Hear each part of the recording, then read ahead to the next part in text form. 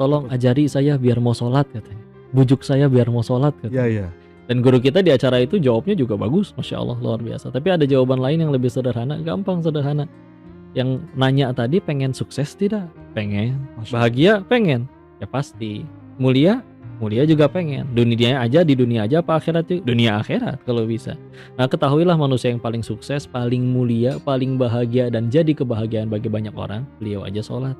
Nah, kita sukses belum, masih jauh. Mulia juga jauh, malah kadang diinjek-injek orang. Bahagia masih belum, atau berarti selama ini kita berusaha bahagianya dengan cara apa? Ngarang. Pantesan aja susah bahagia. Udah ada petunjuknya dari penciptanya langsung, gak mau diikutin. Pakainya cara sendiri yang kita tahu kita bisa salah. Pantesan sulit bahagia. Jadi tinggal kenal Allah, muncul yakin sama Allah. Sebetulnya nggak yang terberantas nanti nggak cuma judul pinjol aja, semuanya beres. Masalah itu kan beres. Islam akan memberikan sudut pandang yang dimana kita tidak akan pernah ada ruginya lagi nanti. Jadi kadang masalah itu sekali lagi, masalah mah pasti ada ya selagi hidup mah. Cuman kadang cara nyelesain masalah itu ternyata nggak usah diapa-apain. Terkadang semudah ganti sudut pandang aja selesai gitu urusan. Kayak contoh gini ya, ini setelah saya minum, bagi saya masalah nih harus jadi sampah, harus dibuang. Tapi bagi pengusaha daur ulang ini di dasar tong sampah juga digali-gali sama dia. Benar. Bendanya sama, perbuatannya berbeda. Karena kadang sederhana ketika ada orang ngelihat suatu hal, dia bisa sedih atau tidaknya tinggal lihat aja apa yang ada di hatinya. Bagi para pengoleksi buku komik, hilang satu aja komiknya, ngejerit tuh nangis. Tapi bagi orang yang nggak ngoleksi, mau hilang satu lemari juga santai weh, tenang aja. Makanya kalau pengen semuanya tidak ada rugi, ya lepaskan harapan dari makhluk itu. Dari sekian banyak hadis atau riwayat yang membuat kita pengen ngamalin al-waqiah, salah satunya ada riwayat dari sahabat Abu Dzar Al-Ghifari radhiyallahu an. Beliau ditanya oleh sahabat yang lain, "Kamu tidak takut anak istrimu jatuh kepada kefakiran?" "Tidak, karena aku setiap hari membaca surat Al-Waqiah." Jadi ada orang yang ngamalin Al-Waqiah gara-gara mendengar riwayat yang itu. Tapi yang unik, siapa Abu Dzar Al-Ghifari? Beliau adalah salah seorang sahabat yang memilih jauh sama dunia. Kita bisa bilang beliau sahabat yang paling gak punya duit istilahnya. Tapi yang unik, kok riwayat untuk supaya jadi kaya itu datang dari sahabat yang paling tidak kaya ya? Karena bisa jadi yang dimaksud kaya di situ adalah kaya hati. Ya. Jadi kalau hatinya yang masih miskin, udah jadi pejabat kayak masih bos, tender bos misalkan ya. Tapi kalau udah hatinya yang kaya, nggak ada gantungan ke apa-apa lagi selain cuma Allah. Oh itu baru memang kata Nabi ternyata benar. Kaya itu di hati. Dengan perasaan cukup dengan segala sesuatu. Gue nyampe di satu kesimpulan bahwa manusia berikhtiar untuk jadi amal soleh.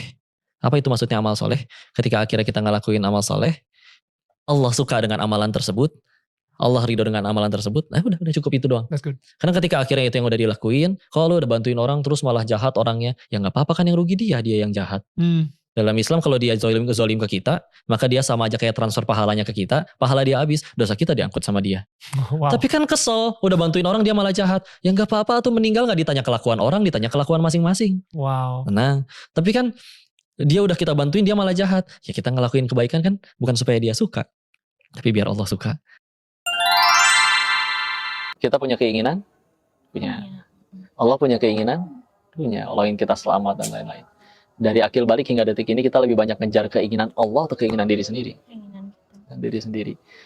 Lalu ada yang sudah tercapai keinginan tersebut, dia pengen kaya beneran kaya, pengen viral beneran viral. Apakah setelah tercapai pun dia telah menjadi manusia yang bahagia seutuhnya tanpa pernah sedih sedikit pun?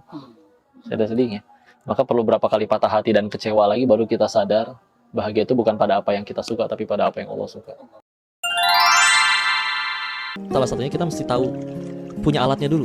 Makanya di dalam Islam nanti ada ilmu alat. Ada tingkatan di mana nanti kita udah bebas mau baca buku atau dengerin siapa aja karena kita udah punya filter. Kalau nggak saya nggak punya filter, Pak Felix pernah jawab dulu yang di download kan? Iya. Bahkan bisa jadi kayak misalkan kalau kita milih sate nih, nyampe ke satu daerah, sate mana sih yang paling ramai? Meskipun yang paling ramai belum tentu betul juga kan. Tapi setidaknya kalau misalkan dia punya sesuatu bikin orang ngumpul segitu banyak, itu dulu yang didatengin, baru nanti kita ngeliat lagi. Berarti kan kalau secara manusiawinya ya ada dua. Berarti filter itu pengetahuan sama taraf berpikir. Harus punya dua itu. Tapi kan orang Indonesia. Jadi Nabi itu nggak cuma ningkatin taraf berpikir, tapi salah satu tujuan Nabi berdakwah juga adalah menyucikan jiwa. Menyucikan jiwa. Makanya kalau bicara nyuciin jiwa, maka kita punya satu alat lagi nanti, nurani. Jarang. Makanya lihat yang tadi sempat ngobrol Ocean Eleven.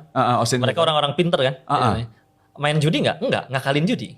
Oh, ngakalin kan? Makanya dikejar, ditangkap mereka gitu. Yang benar-benar cerdas antara dia jadi bandar atau ngakalin sistemnya. Oh. Enggak, player itu hanya pecundang yang ngarep rezekinya dikasih sama bandarnya. Loser nggak ada. Jadi benar-benar jadi kaya dari sebagai player ya, nggak ada. Kok ini kalau orang-orang sama ngomongin Allah, karena kata Allah, Allah bidzikrillahi tatma'innul qulub. Hanya dengan mengingat Allah maka hati menjadi tentram. Jadi kalau nanti pulang dari sini hatinya berasa lebih enak, hakul yakin bukan karena yang berbicara, cuman karena kitanya lagi ngomongin Allah, ngomongin Allah, nanti jadi ingat Allah ya tadi, jadi tenang hatinya. Karena kalau belum bahagia atau masih sering marah, sedih, kecewa, pas lagi hatinya nggak enak, tinggal tanya aja ke hati, lagi ingat apa emangnya? Ya, nah, pasti lagi nggak ingat Allah. Kalau udah lagi ingat Allah mah aman. Maka kalau dalam hal ini tinggal dilihat, mau dia jodoh kayak, mau dia ujian kayak, yang saya tahu gimana caranya aku tambah dicintain Allah. Tetap tambah banyak ibadahnya. Tetap aja tambah taat kepada Allah. Siap. Ketika akhirnya tambah takwa, tambah taat, nggak jadi nikah. Emang ya dari awal ya tujuan kita diciptakan buat beribadah, bukan untuk nikahin dia. Iya. Betul. Ya, dan ketika akhirnya jadi jodoh pun ya sama, dia masih jadi ujian. Ya. Ujian ketika akhirnya naro gunting tidak ditaruh di tempatnya lagi, ngambil baju tidak diangkat dulu atasnya, anduk ditaruh di atas kasur dan lain-lain.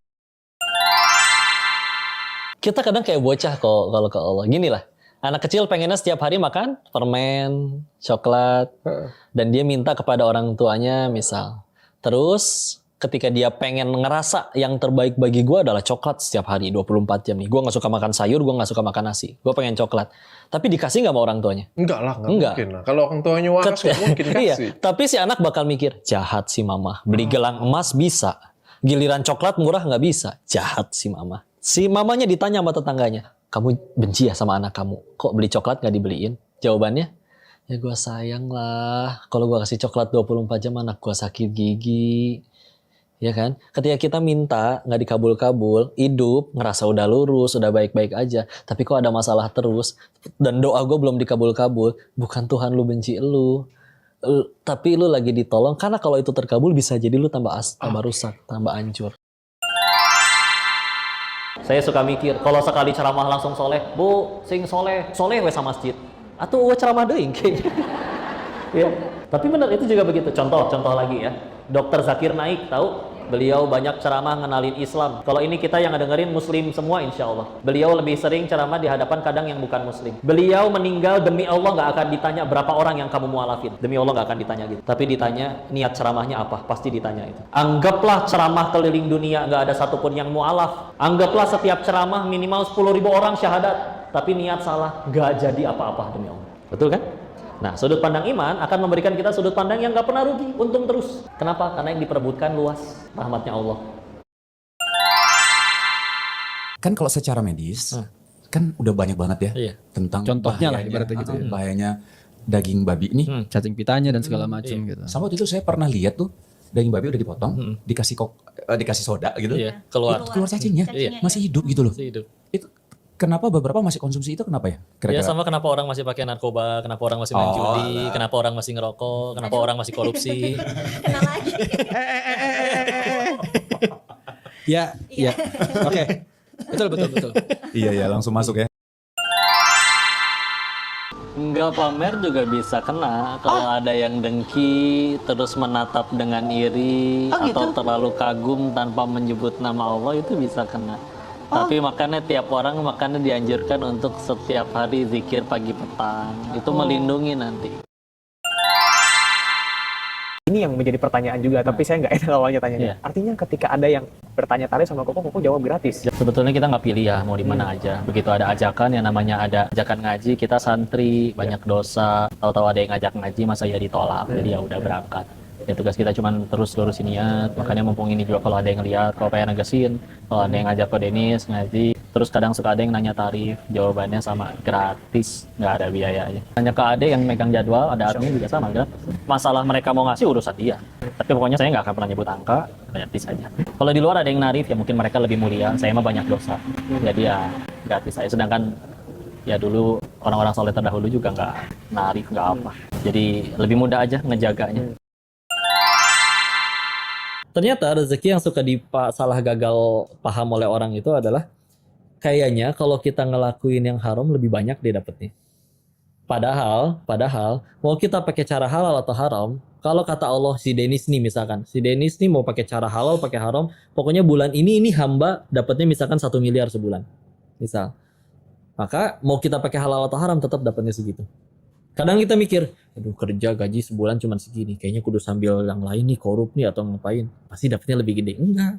Tetap segitu. Kadang-kadang ada juga nggak ngapa-ngapain, nggak tanpa effort yang gimana untuk bekerja, tapi kok banyak banget dapatnya? Iya. Emang udah ada kuota rezekinya Ada gitu. kuota, ada ditentuin. Islam. Kalau itu terjadi pada diri kita, jangankan nyari-nyari, kita berbuat salah sengaco-ngaconya, selepas maksiat kita masih hidup, sederhana. Berarti yang punya langit dan bumi masih kita kesempatan. Ngelihat orang juga sama. Kok dia tuh pindah-pindah, ganti-ganti. Bahkan saya ngerekam dia lagi maksiat loh. Orang kayak gini, nerakanya belah mana? Tinggal jawab, yang kamu habis lihat maksiat itu masih hidup nggak? Masih. Berarti kata yang punya langit dan bumi aja, dia masih punya kesempatan. Apa hak kita ngatur-ngatur, nyari tahu hidup orang dia ke neraka atau kemananya? Maka tinggal nanti kalau orang mau seperti apa, terserah. Mau kayak gimana pun nantinya, selagi akhirnya dia berbuat salah dan saat itu juga dia tidak langsung mati, mudah bagi Allah untuk ngebuat ke depannya jadi lebih baik. Tinggal tadi pilihannya, mau atau enggak.